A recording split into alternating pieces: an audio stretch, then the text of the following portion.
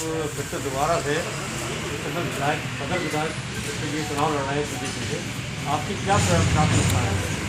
देखिए, भारतीय जनता पार्टी ने जो मुझ पर भरोसा जताया है दोबारा, उसके लिए मैं अपने पार्टी के बूथ अध्यक्ष से लेकर माननीय राष्ट्रीय अध्यक्ष तक और जिले की सभी टीम, मंडल की सभी टीम, प्रदेश की सभी टीम, सभी लोगों को पहले तो आपके के माध्यम से सभी देवतुल्य कार्यकर्ताओं को बहुत बहुत धन्यवाद ज्ञापित करता हूँ और अपनी पार्टी को ये भरोसा पूरी तरह दिलाता हूँ कि मेरी सीट के साथ साथ अन्य पीलीभीत की तीनों सीटों पे भी कमल खिलने जा रहा है और उत्तर प्रदेश के अंदर कमल खिलने जा रहा है। रही बात जो आपने कहा कि हम दोबारा चुनाव में किस चीज़ को लेके जा रहे हैं, मैं आपसे ये एक सवाल पूछ रहा हूँ। हालांकि आप हमेशा हमसे पूछते हो, आज हमारा दिन हम भी पूछते हैं। आप भी पीलीभीत में बर्थ है, अब मैं भी पीलीभीत में पैदा हुआ। 2017 से 2022 के बीच आपको पीलीभीत में फ़र्क नज़र आता नहीं आता? नहीं, फर्क नजर आया, लेकिन बहुत सी ऐसी चीजें हैं जिनके अभी विकास से थोड़ा सा दूर है। आप जैसे आपकी नज़र में ऐसे कौन सी चीजें हैं जो मैं आपसे पूछ रहा हूँ कि आपकी नज़र में कौन सी ऐसी चीजें हैं? कोविड के वजह से एक काम जो मैंने पिछले चुनाव में बोला था, उसमें एक काम केवल मात्र रह गया था।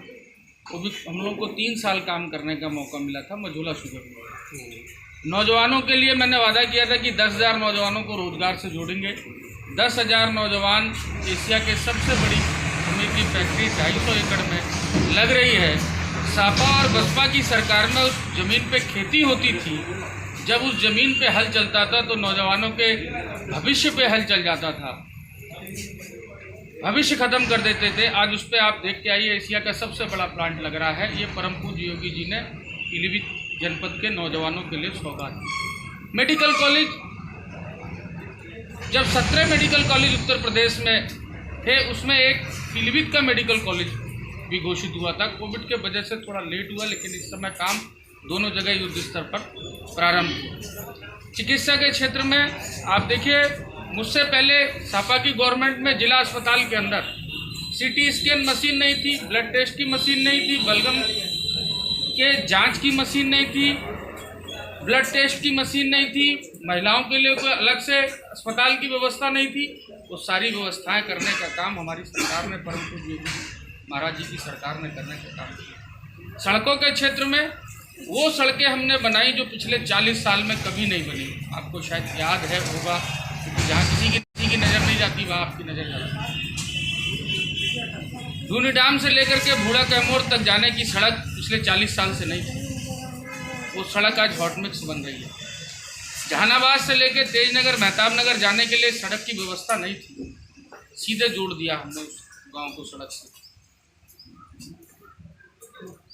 गौनेरा से लेकर के सरौरी तक जाने के लिए कोई व्यवस्था नहीं थी। वहाँ पहले खलंजा भी हमने लगवाया था और उसके बाद उसको भी कोलतार की सड़क बनाने का काम किया। गलौरी खेड़ा पुलिस चौकी से लेकर के क्या हालत थी सड़क की, सहजना वाली की, और सहजना के आगे अड़ासई जाने के लिए कच्चा रास्ता, बहुत खराब स्थिति थी। आज वहाँ भी हॉट मिक्स सड़क बन रही है। कुल मिला के सड़कों के क्षेत्र में हमने 210 किलोमीटर सड़क बनाने का काम हमारी सरकार ने मेरी अपनी कॉन्स्टिट्यूंसी में किया। पुल बनाने का काम किया।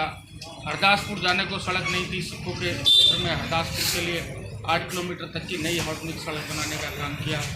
नौजवानों के हित में भी काम हुआ। गरीबों को राशन दिया गया।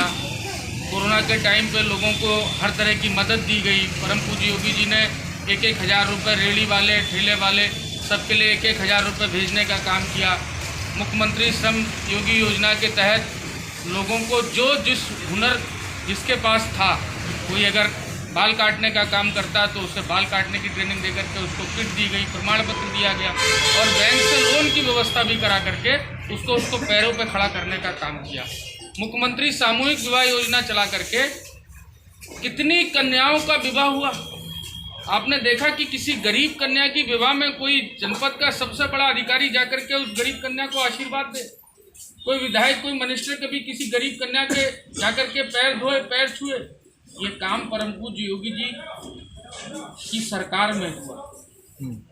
अयोध्या का भव्य राम मंदिर, काशी विश्वनाथ, जैसा कि आपको मालूम है पीलीभीत में उद्योग की कमी है, और एक आपके ही पीलीभीत में बहुत पुरानी शुगर फैक्ट्री मझौला है। और आपने जब आप पहली बार विधायक बने, मैंने आपको पहले बोला इस विषय में कि एक वो काम जिस वजह से रह गया, हमारी कैबिनेट ने पास किया, कई बार टेंडर निकला हुआ, आप नेट पे देखिए टेंडर पड़ा होगा, लेकिन कोविड के वजह से आप भी घर में कैद थे, सारा भी घर में कैद था, कोई नहीं आ पा रहा था, इस वजह से रह गया। और वही काम सब जो बचे हैं उनको हम पूरा करेंगे। रेशम की फैक्ट्री जो पिछले 25 साल से बंद थी, रेशम की एक फैक्ट्री यहाँ 25 साल से बंद थी, उसको चलाने का काम भी हमारे परम पूज्य योगी आदित्यनाथ जी ने किया, हमारी सरकार ने। तो मैं केवल यही कहना चाहूँगा कि पुनः हम लोग इस बार पीलीभीत के अंदर कमल खिलाने जा रहे हैं और अब की बार 1.5 लाख पार का जो नारा है ये हमारे कार्यकर्ताओं ने, सब तुल्य कार्यकर्ताओं ने दिया है। तो अब की बार पीलीभीत में 1.5 लाख पार से हम लोग को अधिक वोट मिलेगा। परम पूज्य योगी आदित्यनाथ जी स्पष्ट बहुमत की हम लोग सरकार बना के मुख्यमंत्री की कुर्सी पर फिर से बैठेंगे। एक अंतिम प्रश्न है, आप हमारे चैनल के माध्यम से पीलीभीत की जनता को क्या संदेश देना चाहते हैं? देखिए, मैं आपके चैनल के माध्यम से पीलीभीत की जनता को, खासतौर से नौजवानों को ये कहना चाहता हूँ कि मैं बड़ों का सम्मान करता हूँ, नौजवानों को आगे बढ़ाना चाहता हूँ। पीलीभीत की पावन भूमि ने कई IAS अधिकारी दिए, अभी इसी साल 3 IAS बने। हम उन 3 IAS को 30 IAS में बदलने की व्यवस्था हम दूसरे कार्यकाल में करेंगे। एक एक घर में 3-3, 4-4 लोग MBBS में सेलेक्ट हुए। अगर हम उन कोचिंग्स की व्यवस्था यही करेंगे, अच्छी कोचिंग्स यहाँ लाने की व्यवस्था करेंगे, इंजीनियरिंग के कॉलेज की व्यवस्था हम यही लाने का काम करेंगे, पीलीभीत के किसी नौजवान को दोबारा परम पूज्य योगी जी की सरकार बनने के बाद चाहे उच्च शिक्षा हो, चाहे तकनीकी शिक्षा हो, उसके लिए बाहर जाना नहीं पड़ेगा।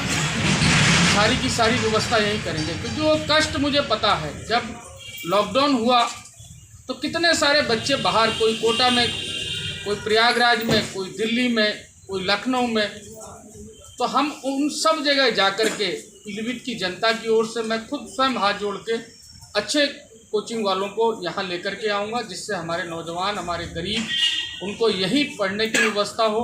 मेडिकल कॉलेज आ गया, इंजीनियरिंग कॉलेज आ जाएगा, इंडस्ट्री लगनी शुरू हो गई। अब इस एक इंडस्ट्री को 11 इंडस्ट्री में बदलेंगे हम लोग इस बार। और कोई ऐसा नौजवान, मुझे लगता है कि परम पूज्य योगी आदित्यनाथ जी पे मुझे इतना विश्वास है कि एक को 11 बनाना वो जानते हैं। निवेश उत्तर प्रदेश में आ रहा, पहले गुंडा राज था, आप पीलीभीत में देख लीजिए क्या स्थिति थी। मैं तो ये कहूँगा कि यहाँ माँ बहनें घर से निकलती थी तो सोने की चैन पहन के निकल नहीं सकती। वो गुंडे कौन थे? आपने देखा होगा कि अभी थोड़े दिनों पहले एक लूट हुई थी नेहरू पार्क के पास में, मोटरसाइकिल छिनी।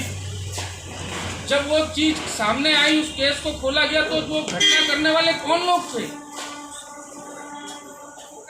तो जो समाजवादी पार्टी के लोग हैं वो चुप के बैठे हुए हैं, गलतफहमी में हैं। 80% हमारा है, बाकी में बंटवारा है।